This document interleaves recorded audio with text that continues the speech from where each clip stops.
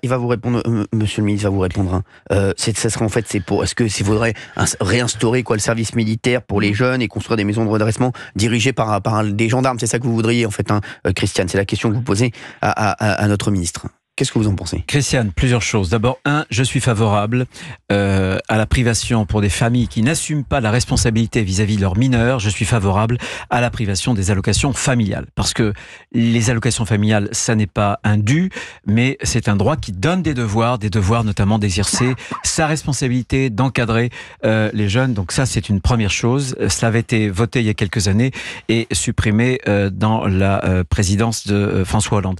Deuxième chose, j'étais un des rares députés, j'étais tout jeune député et je m'étais opposé à la suppression du service militaire il y a quelques années, c'était en 95 je crois. Bon, peu importe, ce temps désormais est passé. En revanche, moi ce que je pense, c'est que je préfère, pour concentrer nos efforts et le peu de budget qu'on a, notamment sur des enfants, sur des jeunes plutôt, qui présentent d'énormes difficultés, et je suis pour des solutions, un peu comme les EHPAD, sur des internats avec un encadrement plutôt militaire, avec une vie très très disciplinée. Et je connais d'ailleurs des jeunes aux États-Unis qui pouvaient poser des problèmes.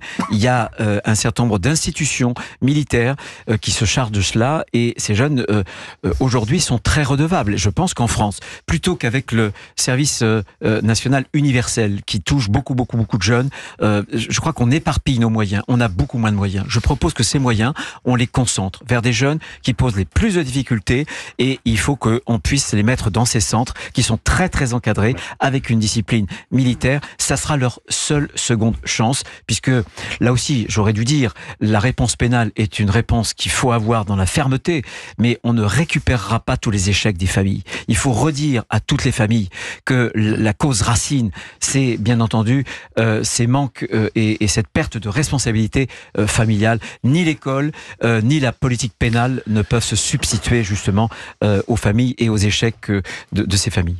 Voilà, merci Bruno Retailleau, qui est notre invité sur Europe 1, ministre de l'Intérieur.